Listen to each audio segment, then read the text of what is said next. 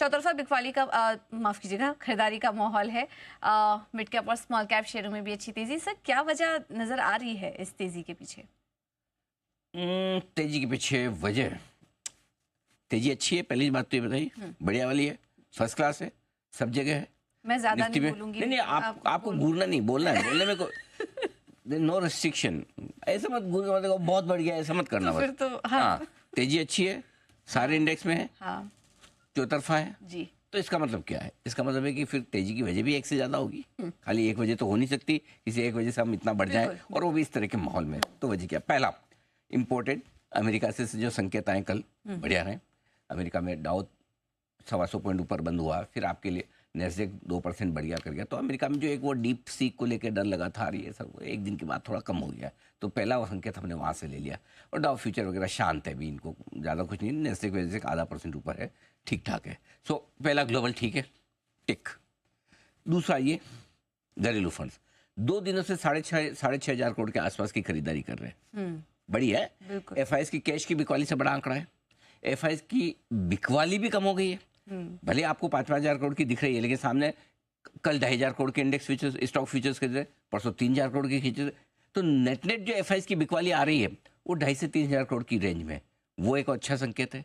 So local fund दबा के ले रहे हैं ज़्यादा, एफआई से लगभग दुगुना ले रहे हैं। ऐसे आप नेट एफआई जितना बेचे उससे दुगुना घरेलू फंड ले रहे हैं। तो पैसा तो आ रहा है ना भाई, पैसा पैसा है, करेक्ट। तीसरा, एक्सपायरी के पहले कल जो monthly expiry Nifty bank Nifty की, उससे पहले थोड़ी शॉर्ट कवरिंग है। आप देख रहे हैं स्टॉक्स में शॉर्ट कवरिंग ज़्यादा हो रही है, क्योंकि जनरली एफआई स्टॉक बेचते तो पहले एफएनओ में बेचते, फिर बाद में एक्सपायरी के आसपास शॉर्ट कवरिंग कर लेते, तो वो हो रही है। इंडेक्स में भी आप 13-14% इंडेक्स लॉन्ग पोजीशन पे बैठते हैं, आज 25% पे आ गए, तो वहाँ भी शॉर्ट कवरिंग हो रही है। और नेचुरली अब इन लेवल पे शॉर्ट तो कौन करेगा, जो पूरी सीरीज में शॉर्ट बटन को काटना ही है सीरीज के एंड में। चौथा कारण जो है वो है मिड कैप स्मॉल कैप शेयरों का, रोज घट रहे हैं। और मैं आपको याद है 2 दिन पहले मैं बात कर, रोज तो थोड़े 3-4% रोज घट सकते हैं, कहीं तो रुकेंगे ना। तो थोड़े ओवरसोल्ड हो गए थे, पैनिक बेच के कल पैनिक बॉटम बनाया एक बार, कल हल्की रिकवरी के संकेत आए, आज सुबह भी ठंडे खुले और फिर बढ़ गए। तो यहाँ पे भी ओवरसोल्ड होने के बाद भाई नेचुरली देखो, स्मॉल कैप इंडेक्स तो एकदम परफेक्ट लेवल पे पहुंचा 20%, जिसके नीचे मंदी के मार्केट में जा रहा है। तो अभी तक तो ऐसे संकेत नहीं आया कि मंदी के मार्केट में भारत चला जाए, किसी एक इंडेक्स पे भी। कोई सेक्टोरल छोड़ दो, अलग बात है। सो ठीक है, 20 तेजी के मार्केट का रनिंग करेक्शन 20% से ज्यादा नहीं होता, वो इस इंडेक्स में हो गया। 17% आपका मिड कैप घट गया, करेक्ट। 12-13%, 14% आपके निफ्टी बैंक निफ्टी घट गए। सो आई थिंक एक ओवरसोल्ड होने के बाद वहां पर भी रिकवरी आ रही है, और वो ब्रॉडर मार्केट का मूड माहौल ठीक करने के लिए बहुत जरूरी है। देखो, भले दिग्गज बढ़ जाते हैं, इतना फर्क नहीं पड़ता, लेकिन मिड कैप स्मॉल कैप जब बढ़ते हैं ना, तो आम ट्रेडर, इन्वेस्टर और रिटेल ट्रेडर को थोड़ी रिलीफ मिलती है, वो मिल रही है। और 5वां कारण जो है, छठा कारण जिसे आप बोलिए सबसे बड़ा, वो है कुछ रिजल्ट्स अच्छे आ रहे हैं। क्योंकि पिछले क्वार्टर में जो हमने शुरुआत की थी कमजोरी की, वो रिजल्ट्स किससे की थी, खराब रिजल्ट गए। इस बार देखो आईटी ने निराश नहीं किया, एक आधा आईटी कोई खराब आया हो अलग बात है, लगभग सारे बढ़िया हैं। बैंक्स, एक एक्सिस को छोड़ दो, किसी बैंक ने अभी तक डिसअपॉइंट नहीं किया, एक छोटा फेडरल। बाकी आप देखो HDFC, कोटक, ICICI बैंक, आज इंडियन बैंक आया है, बैंक ऑफ इंडिया, यूनियन, मतलब आप सब देखो ना, बैंक अभी तक परफेक्ट चल रहे हैं। तीसरा टू व्हीलर, TVS कल 5%, आज 7-8%। मैं तो सुबह 8% देखा था, अभी कितना मुझे नहीं पता। TVS कितना है, 7% अभी भी।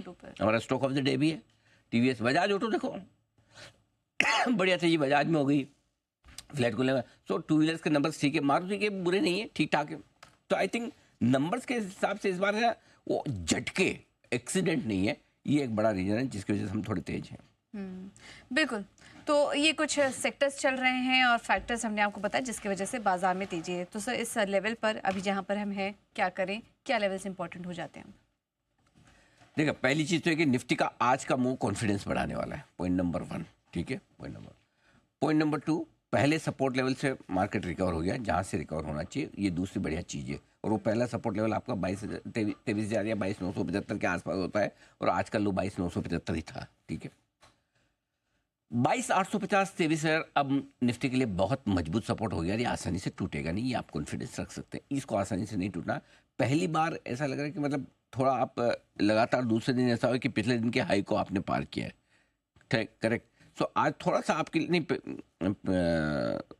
पहली बार ही हुआ। कल भी हम कल का हाई, परसों का हाई तो नहीं पार कर पाए थे, परसों का 23,350 के आसपास था।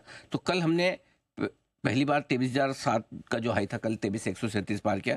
आज दूसरी बार हमने 23,137 को पार किया। तो कंटिन्यूस 2 दिन हमने हायर हाई बनाया है, ठीक है, और कंटिन्यूस 2 दिन हमने लोअर लो बनाया है। परसों का लो आपका 23,800 के आसपास का था, कल हमारा लो 23,850 था।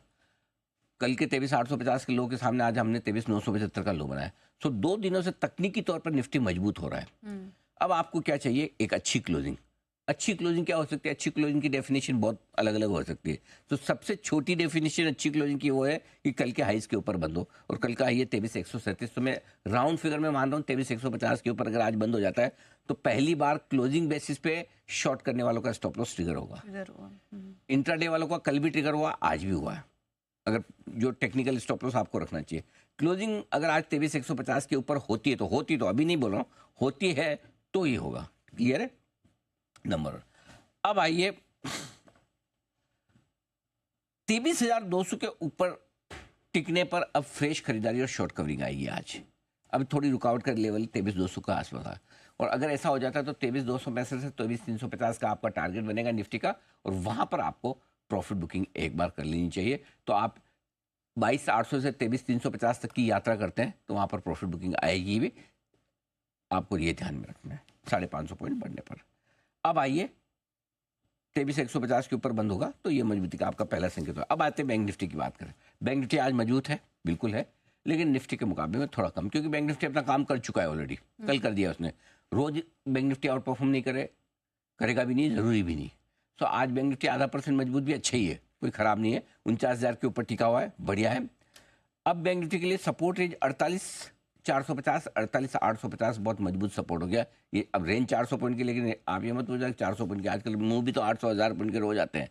तो ये आपका मजबूत सपोर्ट रेंज हो गया। कल के हाई के ऊपर आज बंद होते हैं 49,250 के ऊपर, तो मजा आ जाएगा। तो बैंक निफ्टी भी है ना, लगातार दूसरे दिन हायर हाई हायर लोज बनाएगा, और ये आपको अच्छा संकेत दे देगा, इसके ऊपर बंद होना चाहिए। ये हो गया आपका बैंक निफ्टी। अब आइए मिड कैप स्मॉल कैप शेयरों के बाद। एक तरफा गिरावट होने के बाद मिड कैप स्मॉल कैप शेयरों में रिकवरी आई है। ये टेक्निकल बाउंस है, रिकवरी है। मैं अभी भी इतना अति उत्साहित नहीं हूँ। मिड कैप स्मॉल कैप शेयरों पर हमें कॉल अभी लेना ही नहीं है। हमें कब लेना है? जब हमें निफ्टी और बैंक निफ्टी से कंफर्मेशन आ जाए कि इनका टाइम खराब टाइम खत्म हो गया, तब हम मिड कैप स्मॉल कैप शेयरों पे कॉल लेंगे।